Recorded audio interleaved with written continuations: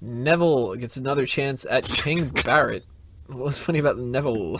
The way you said it, Neville. Neville. At least he said, I'm saying Neville instead of some people would call him Norval or Neville. Good old Neville. He faces off against King Barrett, and I gotta say, this was a fun match that had a lame ending. I don't like countouts and disqualifications on pay-per-views. Mm-hmm. To me, it's a pay-per-view. That shouldn't happen. It shouldn't even happen as much as it does on Raw, but at least with Raw, it's TV. Network stuff, no. You need to do something better. And even worse, they have Barrett just accept the countout loss, but then come back into the ring and get a Red Arrow anyway. Why didn't they just do the Red Arrow spot and have Neville beat him? Yeah, what's the point of giving us the visual and then not giving us the pin? You doesn't change the fact that Barrett got his ass kicked. The match again. But it's like I could see it again because Barrett's pissed off that he lost. Yeah, and it wasn't like a title was on the line where they needed to get around Neville not winning the championship. He wasn't going to just become King of the Ring for this. In fact, he ended up breaking the scepter for Barrett. Not the scepter. Do you think that was intentional? No. Do you think Wade Barrett had to pay for it? I think Rusev had to. Rusev had to. Damn it. I think that guy stole the rest of it. I'm going to say this. I think it was probably the best case scenario. I think they want to keep Neville strong, but they're investing time in King Barrett. So, it's like, he doesn't get the visual pin on Neville, so Neville stays strong, but at the same time, it wasn't... It keeps both guys from really looking better than the other. They kind of keep them in that middle position, which I guess isn't very good because no one really gets built, but it was probably going to be the best case scenario in that regard. So I have a little bit of a rant about this, and it's a little bit of a change of old school versus new school, and it's the way people react to disqualification and countout victories. Consider this victory that Neville got here. Look at the way he reacted, where he didn't even want the ref to raise his hand and he was all upset and pissed off. Then compare that to SummerSlam 94? 3? The one with Lex Luger versus Yokozuna, when he was in a WWE title match for the title against Yokozuna, and he won via countout. But yet they still had confetti and everyone came out to the ring and held him up above on their shoulders like he won the fucking title, but he didn't. He just won via countout. But even back in the day, a wrestler would not want to lose via disqualification or countout.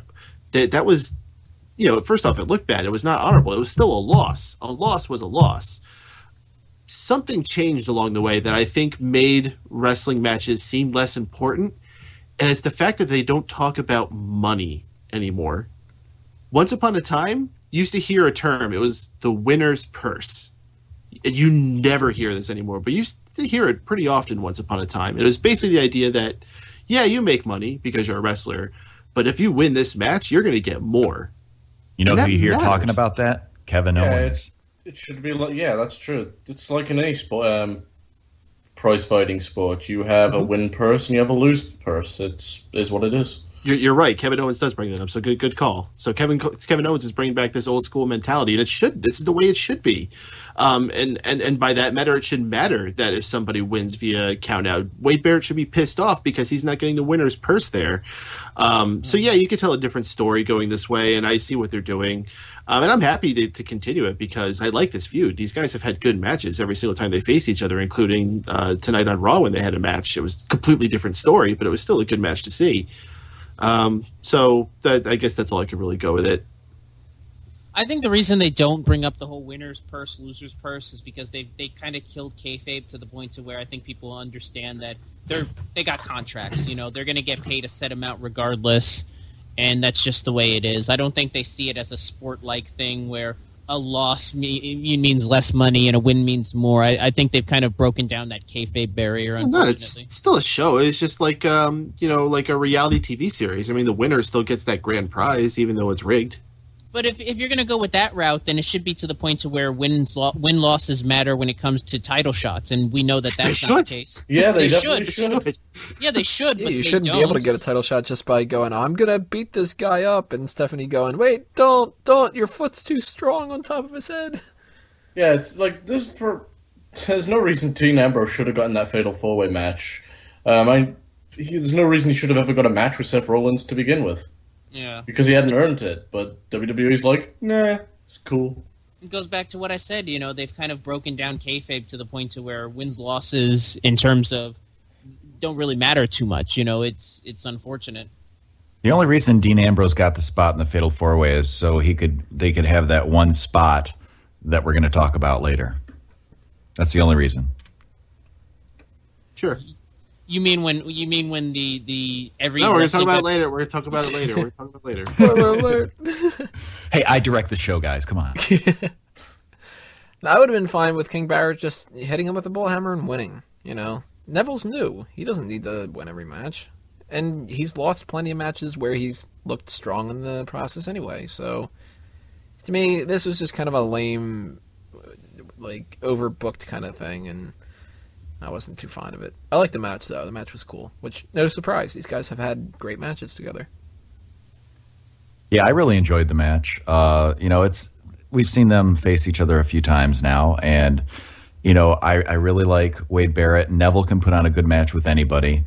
The bullshit ending, though, I have to say that the count out, I was not happy with that.